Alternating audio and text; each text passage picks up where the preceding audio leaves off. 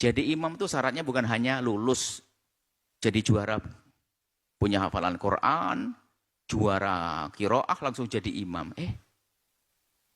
Suaranya bagus langsung jadi tukang adzan. Ada ilmu fikih adzan. Kita sudah punya catatan di antara kami selipkan di antara buku-buku kita ada tentang fikih. Bagaimana menjadi imam yang benar, tukang adzan yang benar. Adzan ada ilmunya. Fikih adzan ada. Dan fikih adzan bisa dipelajari hanya setengah jam. Makanya tukang adzan jangan hanya mengandalkan suara langsung jadi imam, jadi tukang adzan. Ada rambu-rambunya. Ada ilmunya, ilmu adzan. Dan nggak susah belajar. Ada beberapa poin saja dia mengerti, kemudian jadi imam pun ada. Paling tidak kalau mau menjadi imam, dia harus menjadi ahli fakih, mengerti ilmu, jadi imam. Biarpun yang lainnya bodoh. Sebab urusan imam, keabsahan, dan seterusnya. Keabsahan, kenyamanan orang sholat bersamanya, dan seterusnya.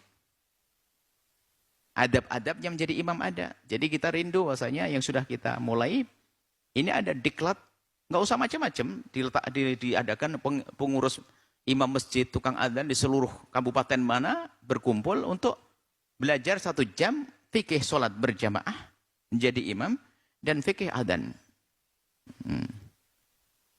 Salah satu di antaranya ini mungkin yang tukang adzan itu, kalau Anda adzannya digaji, mendapatkan uang dari masjid, maka Anda wajib melakukan adzan di awal waktu.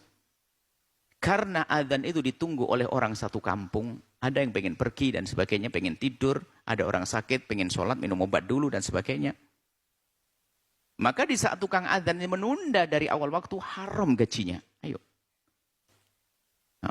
Jam 4:30 baru Allahu Akbar, sholat, adzan asyar. Baru dari kebun dan sebagainya. Loh, adzan. Kemudian jika Anda gratis, sukarela pun juga demikian, keutamaan adzan itu di awal waktu. Karena adzan itu memberitahu. Agar orang-orang tahu bahwa ini sudah masuk waktu. Adapun melakukan sholat berjamaahnya bisa sesuai dengan kesepakatan, apakah 10 menit setelahnya, setengah jam atau 1 jam, itu lain cerita. Tapi adzan nih, gunaan adzan juga jangan panjang-panjang, di antaranya seperti itu. Jadi imam, nah imam itu ada ilmunya, ilmu jadi imam itu singkat. Jangan gara-gara suaramu bagus, hafal Quran langsung jadi imam. Belum paham ilmu jadi imam, nah ini merepotkan orang. Di saat disalah diingatkan, lancar jaya, tidak mengerti bahasanya dia salah, bisa membenahi. Betulkan sholatnya juga tidak bisa. Maka ada sholat atau ada fikih tentang menjadi imam. Kemudian kalau Anda menjadi imam, tahu diri ya. Kalau mungkin bacaan Anda sangat berlepotan, tidak pantas, ada yang lebih bagus, dan lebih ngerti fikih, Anda mundur. Biarpun Anda yang bangun masjid. Biarpun Anda yang biarpun Anda selama ini dikiaikan, kalau sudah punya murid lebih bagus, suaranya biarkan. Karena apa? Agar orang itu senang dengan suaranya. Makanya kami itu kalau sudah masjid-masjid bagus-bagus tukang bacaannya, kami sudah minder, nggak mau jadi imam ini. Bacaan yang di masjid takwa, masjid ini jauh lebih bagus dari bacaan kami. Maka kalau sudah jadi imam, wah Anda ini merusak jamaah. Bacaan kami itu hanya sekedar sah saja, untuk kelas jadi imam belum. Makanya jangan suruh jadi imam. Dibenahi juga memang begitu sudah. Untuk menjadi punya bacaan yang bagus kan harus ada bakat suaranya dan seterusnya. Baik, ini bagaimana menjadi imam. An Abi Ali Al-Misri, dari Abi Ali Al-Misri, qala, beliau bercerita, safarna ma Uqbah bin Amir Al-Juhani. Kami melakukan bepergian dengan Uqbah. Fa hadaratna sholatu, kemudian datang waktu sholat. Tentunya ini semua dinukil dari Nabi. Fa an yataqaddamana, fa aradna ay yataqaddamana. Kemudian aku menginginkan bahasanya Uqbah untuk jadi imam. Cuman dia tahu diri. Faqala inni sami'tu, tak jawab, inni sami'tu Rasulullah yaqul, aku mendengar Rasulullah bersabda. Maksudnya dia menyadari, ente lebih pintar jadi imam, jangan nyuruh saya dong. Sebab Nabi bersabda begini. Makanya kalau Anda disodorkan jadi imam, ya sedikit tahu diri dong. Kalau memang ada yang lebih alim, lebih ngerti tentang ilmu, biar dia yang maju. Man amma qauman, barang siapa menjadi imamnya satu kaum dalam sholat berjamaah, poin atamma, kalau memang dia mengimaminya benar, atamma itu sempurna, falahut tamam, maka dia mendapatkan kesempurnaan pahala. Walahumut tamam, juga bagi mereka jamaah mendapatkan keutamaan. Imamnya benar, imamnya dapat kebaikan, keutamaan, kesempurnaan, makmumnya juga. Wa illam yutim, tak taunya imamnya enggak ngerti ilmu, berantakan dan sebagainya. Falahumut tamam, mereka jamaahnya enggak disalahkan. Wa alaihil itsm, maka imamnya yang menjadi dosa. Imamnya khianat. Imamnya ya enggak benar, hanya pengen jadi imam. Bayangkan ya, ini kan perlu kejujuran seorang imam di hadapan Allah ya. Imam besar di sebuah masjid besar di hari raya Idul Fitri, tak taunya batal wudu, pura-pura sholat, kan bahaya.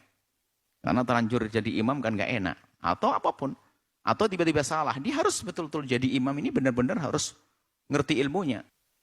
Jadi ada ilmu menjadi imam itu ada. Ini riwayat Ahmad. Maka dari itu hendaknya ia menjadi imam itu adalah yang lebih ngerti tentang hukum-hukum. Kemudian yang kedua, ini tambahan tidak ada di sini, yang di belakang imam. Jangan ada semangat sholat berjamaah, khususnya di belakang imam itu hendaknya juga yang mengerti tentang hukum. Jika suatu ketika imamnya itu batal sholatnya, maka yang di belakangnya ngerti hukumnya menjadi khalifah, penggantinya gimana caranya. Jangan ribut, siapa yang gantiin? Ngomong batal sholatnya. Nah, jadi yang di belakang imam tolong harus waspada. Kalau Anda berani di belakang imam, berarti Anda bisa menjadi khalifah. Mungkin imamnya pingsan. Nggak ada sholat dibatalkan, imamnya pingsan langsung satu menjadi khalifah. Khalifah. Khalifah itu bisa saja yang di belakang maju atau istikhlaf. Imamnya sendiri karena dia batal, pengen ke kota yang lain, tidak kuat. Dia menunjuk istikhlaf, minta digantikan. Itu ada ilmunya. Jangan imamnya bubar langsung ikut bubar. Nah ini. Jadi ada sederhana sebetulnya. Ada ilmunya fikih berjamaah, fikih menjadi imam. Baik, kemudian. At-targhibu min imamatin minal qawmi lahu karihun. Nah ini termasuk imam harus tahu diri. Ancaman bagi orang yang menjadi imam, ternyata orang di belakangnya tidak menyukainya karena dia, bukan karena mereka. Dia punya sesuatu hal yang menjadikan orang tidak senang. Harus tahu diri.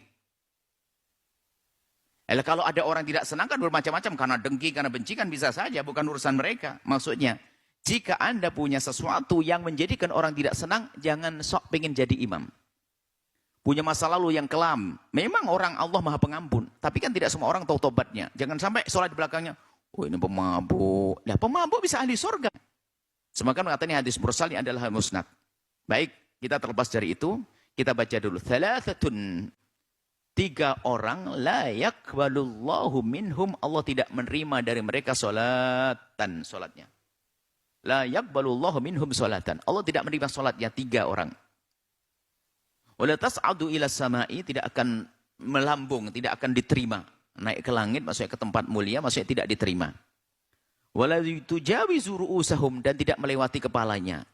Maksudnya tujawizu ru'usahum, sebagian riwayat, bukan riwayat, takbir nabawi tentang amal, ya ini amal hanya sekedar di lesannya.